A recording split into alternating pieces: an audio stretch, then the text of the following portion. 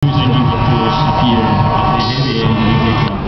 And in fact, it was MEN engineers in 1924 who first installed a diesel engine in the running line of the truck. And from the rest, of course, is history. We have now, Iveco has got a very good range in on display, and if I can just say at this point, I noticed over on the far end of the arena, underneath the RBS tent, the yellow Billy Bowie tanker.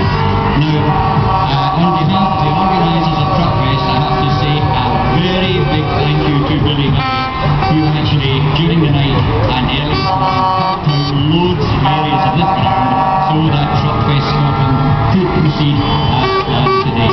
So a big thank you for Billy Bowie tankers. There they are over there, in yellow, of course, like a Scottish style. There's a whole fleet of them up at the top of the hill amongst the entrance Now, we have also out there Mercedes, a very easily identifiable Mercedes, the copper colour one, just coming round in front of the commentary box just now. This is actually the Mercedes Benz Actros 2546 Evolution. It's a special edition tractor unit with a metal-faced sleeper cab, finished in Mercedes' own special design metallic copper paint. Now there's only a very limited number of these vehicles available, and the queue at the Western Commercial stand at the left-hand side of the commentary box. Now, talking about limited edition, I'll get around to Hino here, of course, this year, and they are introducing a couple of newcomers. The 18-ton Bridget and an 18-ton Shotted chassis for skip loaders. Hino, of course, are represented by City Trucks of Dalkeith and Armstrong Trucks of Uddingston. Now, the Armstrong, in fact, are going to be operating with a new layout in their dealership soon, and they're shifting a bit of stock so that this can happen.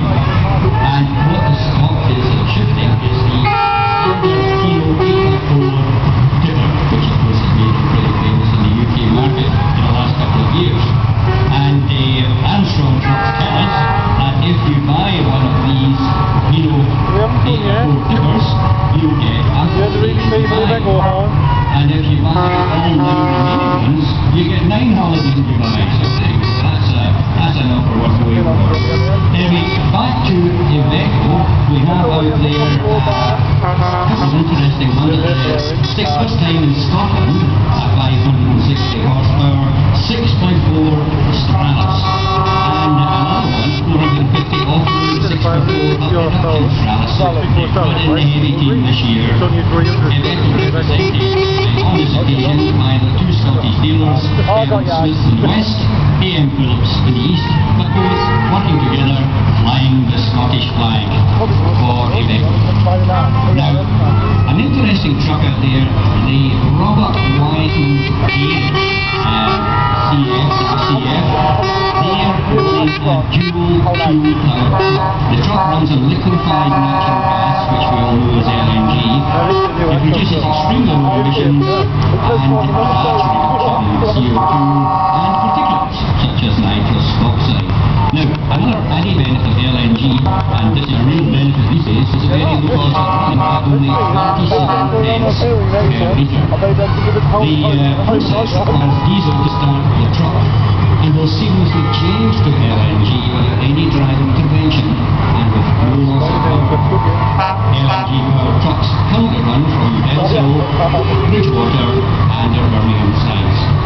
Now, moving on to Renault, and you can't miss the Magnum. And the history about that green Magnum, arena over at the RBS stand.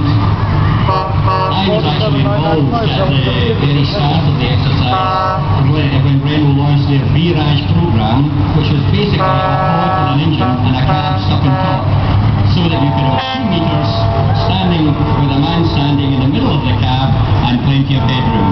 It took every other truck manufacturer years to catch up, but Renault has always stayed ahead of the pack in that direction.